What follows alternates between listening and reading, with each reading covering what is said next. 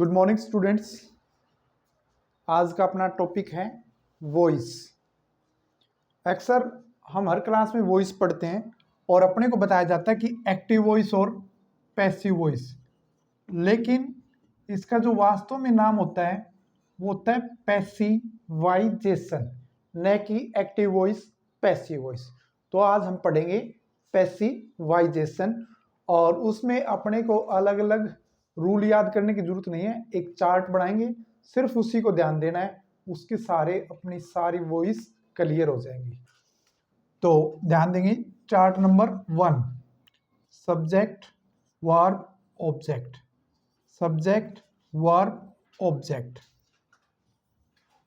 इसको 4 लाइन में ले लो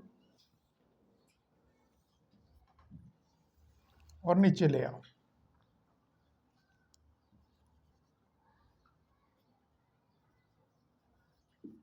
बाई एट 2, प्रेजेंट indefinite is MR,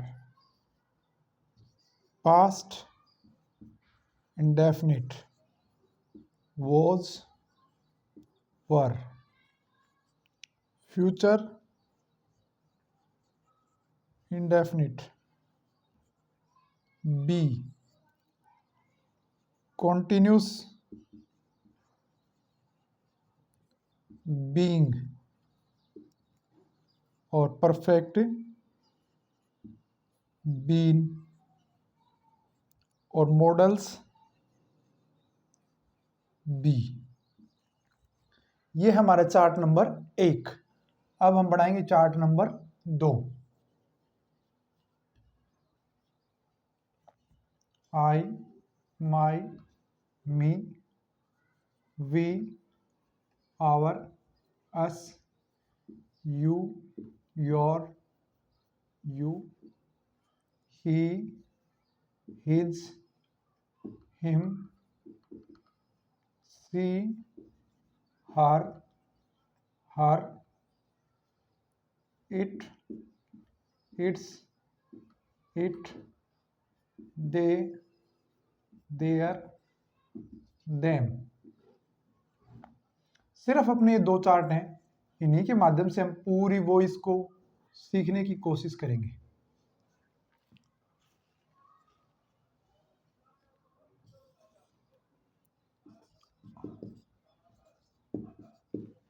ध्यान दो, इनको नंबर दे दो आप 1 2 3 3 2 1। किसी भी सेंटेंस के अंदर आपको 3 चीजें मिलेंगी, सब्जेक्ट वर्ब ऑब्जेक्ट, जैसा कि ये हमने दर्शाया है। एक्टिव वॉइस का सेंटेंस हो, उसको आप उन बच्चों के लिए बता रहा हूं मैं जिनको बिल्कुल भी वॉइस नहीं आती, वो बच्चे ज्यादा ध्यान देके समझेंगे। जिनको बिल्कुल भी नहीं आती वो नंबर 2 1 2 3, और पैसिव वॉइस में 3 2 1। आसान भाषा में कहें 123 को 321 में बदलना है। नीचे देखो, इसके बाद दूसरा काम है बी। ये सारी नीचे वाली बी की फॉर्म है। बी को जैसे आटा समझ लो, फ्लोर। आटे से आप रोटी भी बना सकते हैं, गुलगुले, सिवाड़ी, पूड़े, कुछ भी बना सकते हैं। वही सेम चीज यहाँ पे लागू होती है। ये बी की फॉर्म में प्रेजेंट इंडेफिनिट होगा तो इज एम आर में बदल जाएगा, पास्ट इंडेफिनिट होगा तो वाज वर में बदल जाएगा, फ्यूचर इंडेफिनिट होगा तो आपका बी शब्द लग जाएगा।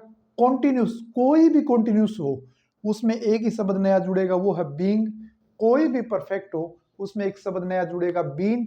और मॉडल चाहे कोई भी हो उसमें आपको लगाना है बी वर्ड। इसके बाद देखो बाई एट और टू। अब हम ये देखेंगे इतना 12th लेवल तक का। 12th लेवल तक एक शब्द आता है बाई, इसके बाद में प्रयोग कर देंगे। उसी प्रकार ये नंबर दे दिए हमने 1 2 3, I my me, we our us, you your you, he his him, she her her, it its it, they their them. इनको भी हमने नंबर दे दिए। अब एक एग्जांपल लेंगे, उससे आपका पूरा डाउट क्लियर हो जाएगा। सिर्फ यही 2 चार्ट थे। आई स्पीक इंग्लिश, ये सेंटेंस है आई स्पीक इंग्लिश। वही आसान रूल 1 2 3 1 2 3 में डिवाइड कर दो। पैसिव वॉइस में किस में करेंगे 3 2 1। इसी पर क्रम से चलते जाओ 3 2 1 3 यहाँ पे आ गया 3 को यहाँ ले आओ एज इट इज आ गया इंग्लिश। इसके बाद 2 बी की फॉर्म के ऊपर देखो स्पीक है जैसा कि हमने टेंस की क्लास में पढ़ा था स्पीक फर्स्ट फॉर्म है।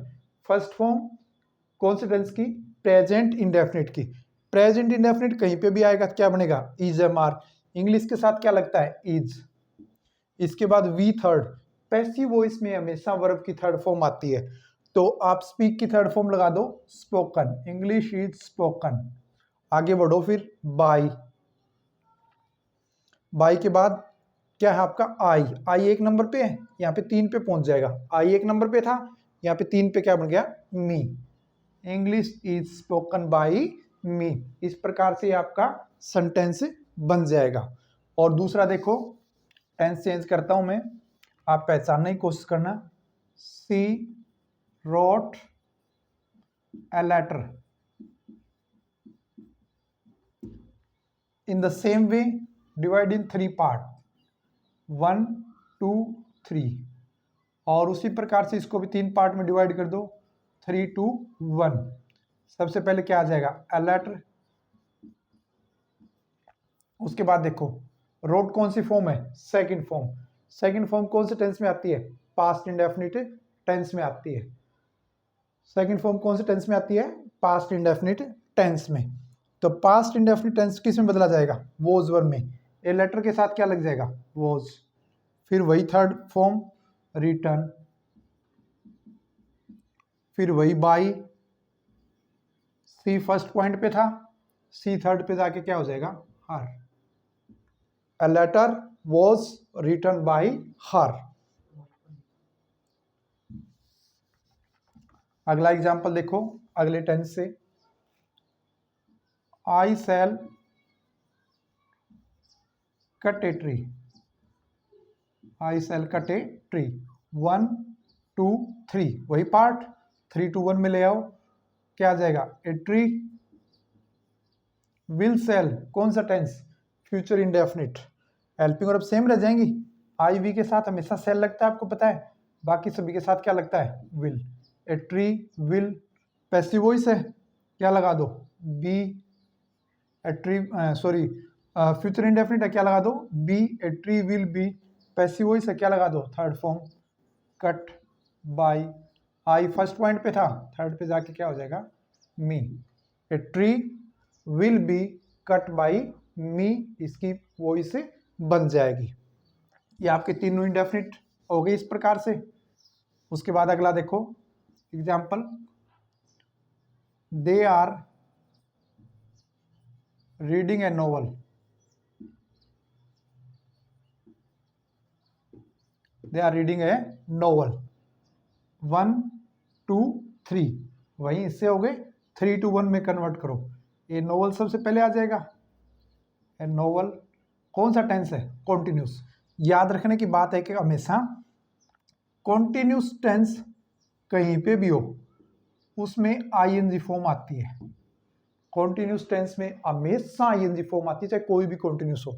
और हिंदी का जब ट्रांसलेट करेंगे टेंस बनाएंगे तो उसमें रहा वर्ड आता है make it A point in your mind. इस चीज को दिमाग में बैठा लो कॉन्टिन्यूस टेंस कहीं पे भी होगा कौन सी फॉर्म आएगी आईएनजी फॉर्म। आईएनजी पहली फॉर्म के साथ लगती है तो पहली फॉर्म के साथ आईएनजी चाहे वो प्रेजेंट कॉन्टिन्यूस हो पास्ट कॉन्टिन्यूस हो फ्यूचर कॉन्टिन्यूस हो या प्रेजेंट परफेक्ट कॉन्टिन्यूस हो पास्ट परफेक्ट कॉन्टिन्यूस हो फ्यूचर परफेक्ट कॉन्टिन्यूस हो कोई भी कॉन्टिन्यूस हो सब में वर्ब की पहली फॉर्म के साथ है आईएनजी।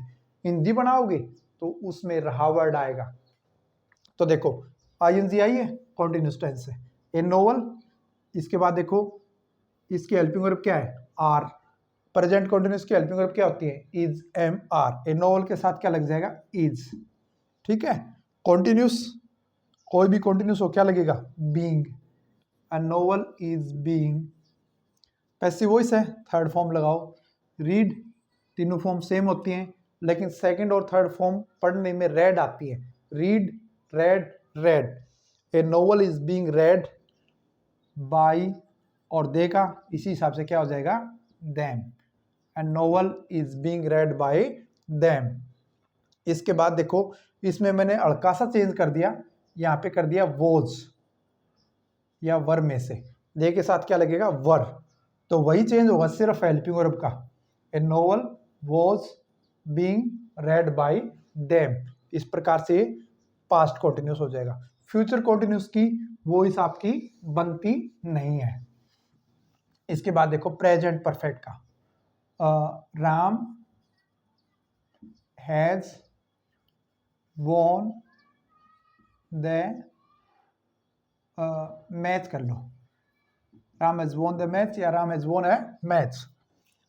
1 2 3 को उठा ले आओ, the match helping verb same, has perfect tense है, कोई भी परफेक्ट हो क्या लगेगा been, a match has been won by Ram. समझे कैसे? देखो ऑब्जेक्ट था सब्जेक्ट आ गया, द मैच हैज है सेम हेल्पिंग वर्ब आ गई, क्योंकि परफेक्ट है उसमें सिर्फ हम बीन लगाते हैं। A match has been, win की थर्ड फॉर्म वॉन, बाय और राम का राम आ जाएगा, नाम कोई भी हो सेम रहेगा, उसमें हम चेंज नहीं करेंगे। इस प्रकार से इसका पास्ट का बनाओ, Ram had won the match, कुछ चेंज नहीं होना, द मैच हैड बीन वोन बाय राम। ऐसा क्यों? क्योंकि इसके अंदर हमने क्या किया, परफेक्ट था बीन लगा दिया और कोई भी नया शब्द नहीं ऐड होना होता। अच्छा इसके बाद आपका future perfect, she will have spoken